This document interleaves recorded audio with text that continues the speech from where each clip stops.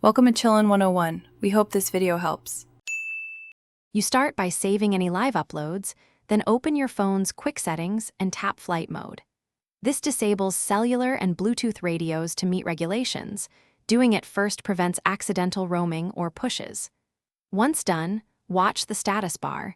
Cellular bars go away, but Wi-Fi can be re-enabled. Make sure to wait a few seconds so the device completes the hardware switch. That ensures the network stack resets and avoids connection conflicts when you turn Wi-Fi back on. You now re-enable Wi-Fi while flight mode remains active. This isolates the device from cellular, but allows onboard or airport networks. Tap the Wi-Fi network name, enter the provided password, or follow the airline's captive portal prompts and accept any terms. Because cellular is off, the phone prioritizes the Wi-Fi interface. That reduces background data use and prevents costly roaming. Make sure to check the connection by loading a simple web page or running a quick speed test. You can now use onboard internet but manage usage.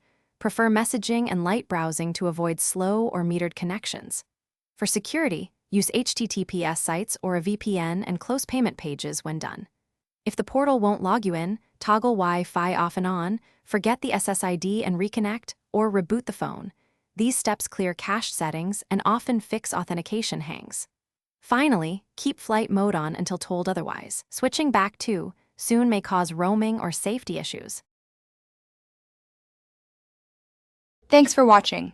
Consider subscribing if we helped you.